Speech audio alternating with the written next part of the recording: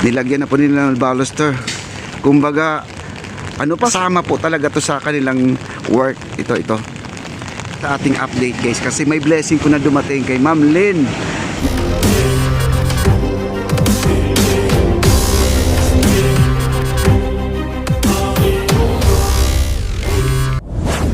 Another update naman dito, no? At dito sa area na to, ito yung pinaka dead end ng ating esplanade dito sa may Arroceros. Ito yung view deck, mga kaibigan.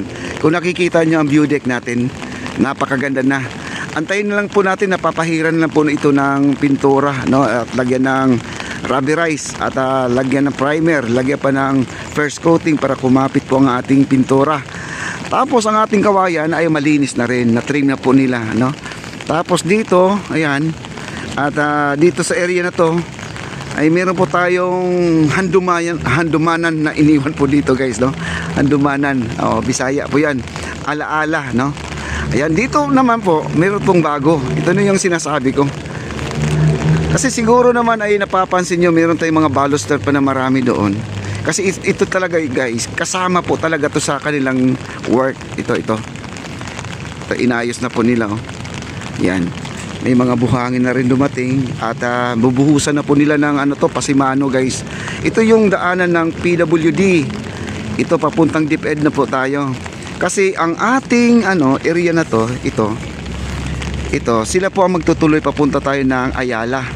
Sila bossing na po ang nakakuha dito sa project na to. Huwag po kayo mag-alala guys, baka sabihin nila hanggang dito lang ba talaga ang Arroceros. Hindi po. Ang kontrata hanggang dito lang po sa Arroceros. Ngayon sila na po ang magtutuloy dito. Kasi itong may mga pilote na, sila na po ang nagbabaon dito. Itutuloy na po nila yan. Papunta na po tayo ng DepEd, DSWD, ayan, Coast Guard, Philippine Coast Guard. Then doon sa pangalawang view deck natin. Ayan, malayo po dito guys, hindi natin makukuha yung ayan, view deck na yan. At walang namamasyal. Sayang ang view deck, no? Tapos yung tulay na yan, yun po ang Ayala guys. Hanggang dyan po. Siguro nasa 400 meters pa ito guys, ang haba, no? Ito. Okay? Tapos dito, ayan po, nakikita nyo dito, ayan Ayan, binuo na po nila. May baluster na po tayo dyan. Yung daanan ng ating mga PWD, yung naka-wheelchair, ayan, nilagyan na po nila ng baluster.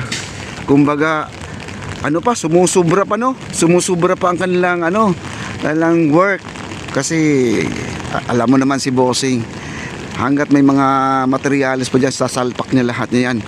At saka hindi po sila nanghihinayang, hindi po sila nagsasayang ng mga kung ano mga pwede pang gamitin dito. Hindi naman tinatawag natin na recycle yan, kasi yun ay para pwede pang gamitin. Kagaya mga baluster dati na binagbag nila, di ba?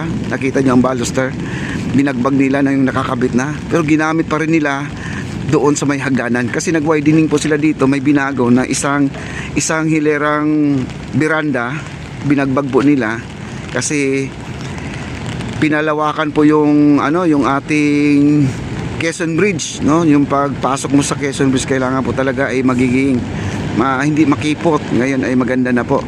At ito na po ang nagawa nila. Ayan. Pero ito guys, ito yung lamppost dito nakikita nyo. Ito yon, yung kapanahunan ni Rizal. Papakita ko lang din sa inyo para ito ay update kasama po ito. Hindi po lumang video to. Oo, kasi wag sila maghahambing sa ibang mga vloggers, kasi ako ay babad talaga dito. Ito yung ilaw na to. Ito yung lumang ilaw talaga guys. Ito yung nakakabit dito sa may Arroceros. Ito mga ilaw na to, no?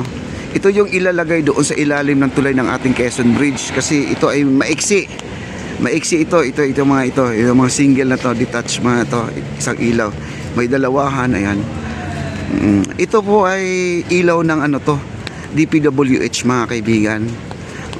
May isa kasing viewers natin na akala kasi nila na ito ay hindi na gagamitin, kasi gusto niya arborin para naman po ay gagamitin niya sa kanilang church. Wow, napakaganda po ang kanyang naplano. Pero ito po kung hindi na talaga magamit to guys, ay malay natin, baka ibigay sa kanya at nakakatulong naman din sila sa simbahan.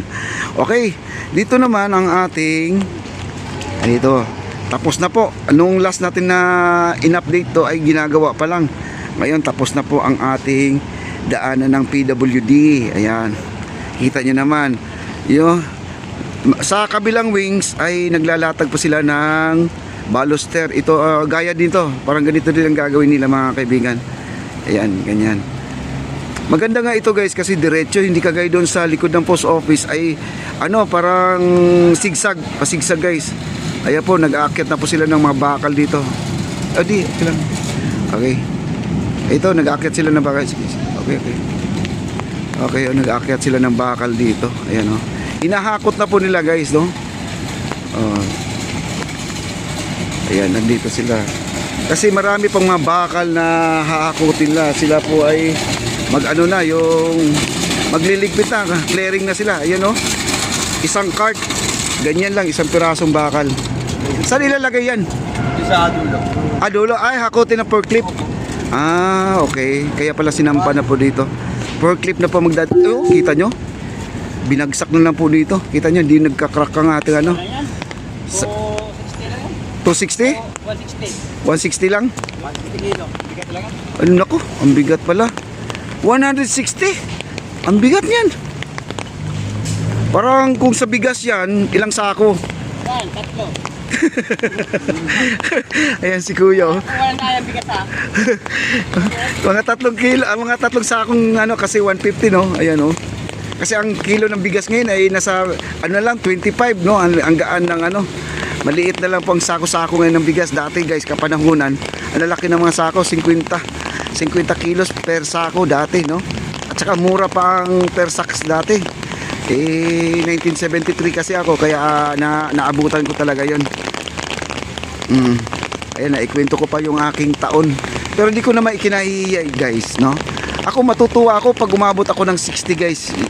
Yun po ang ano ko, pinagdadasal ko na umabot lang ako ng 60. Napakasaya na po sa buhay natin yan. Kasi marami po talaga ngayon na batang-bata pa no, may sakit na at pagdasal po natin na ano. At saka yung mga sa mga kinakain natin, isa rin po yun na dyan po natin nakukuha ang mga sakit no.